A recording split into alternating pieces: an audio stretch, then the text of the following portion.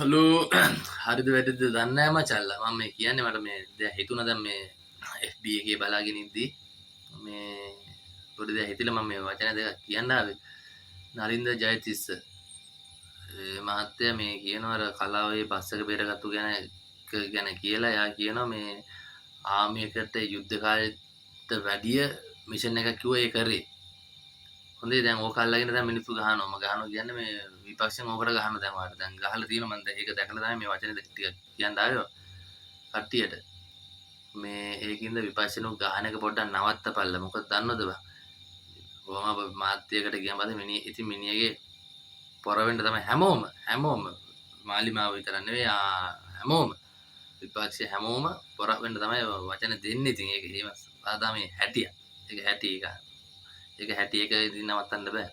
පොර වෙන්න කැමතිනේ ඉතින් කට්ටිය බලන් ඉන්නවා. එහෙම ඒකින්ද අවුලක් නැහැ. ඒක පොර වෙන්න තමයි වචනේ කියන්න ඇත්තේ. ඒකින්ද එයාට කියන්නේ එයා මේ වැඩේ කියන්නේ රණවිරුවම දෙවෙනි තැනට දාලා කතන්දර දාන්න එපා. මොකද මිනිස්සු විපක්ෂ විතර නෙවෙයි හැම මිනිහම රණවිරුව ගාව ඉන්නවා. ඒකින්ද ඔයා පරිස්සමෙන් වචන පාවිච්චි කරන්න. පොඩි වචන ටික වැරදුනා මාලිමාවේ කට්ටියකින්. ඒකින්ද ඒව ගියේ නැහැ මොකද ඒ වලට රණවිරුව සම්බන්ධ නැහැ. ඒකින්ද ඒවට ගහන්න හම්බුන්නේ නැහැ. මෙයා දැන් මේ ගියපු එකට දැක්ක මං දාලා තියෙනවා. මේ අමුදාව බාල්දු කරන්නේ මේ කියලා. එහෙම නැහැ. එයා මිනිහගේ පොඩි මිස්ටේක් එකක් වුණේ නැත්තම් මිනිහ එහෙම යත මිනිස්සෙක් නෙවෙයි. ජයසිත් මහත්තයා මේකින්ද මේ විපක්ෂය බලන් ඉන්නේ වැටෙනකම් බලාගෙන ඉන්නේ ඉතින් ඒ ඇති උන්ට වචන පරිස්සමෙන් පාවිච්චි කරන්න මේ ජනාධිපතිතුමා රට ලස්සන කරගෙන යනවා. ඒකින්ද මේ විකාර ගෙවන්න එපා මාධ්‍ය වලට ගිහිල්ලා. රණවිරුවම දෙවෙනි තැනට දාලා කතා කරන්න එපා. මොකද ඒක මිනිස්සුන්ට දැනෙන්න මේ රිදෙනවා. හොඳේ? ඒක රිදෙනවා මිනිස්සුන්ට රිදෙනවා. රණවිරුවම දෙවෙනි තැනට දාන කෙනේ අනිවාර්යෙන් රිදෙනවා. කට්ටියට රිදෙනවනේ.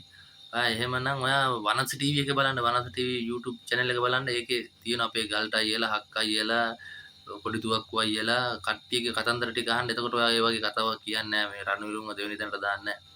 ඔය රණවිරුවන්ව දෙවෙනි තැනට දාලා ඉන්න ඔක්කොටම එක කියන්නේ වනස් ටීවී එකේ වැඩසටහන් ටික බලන්න.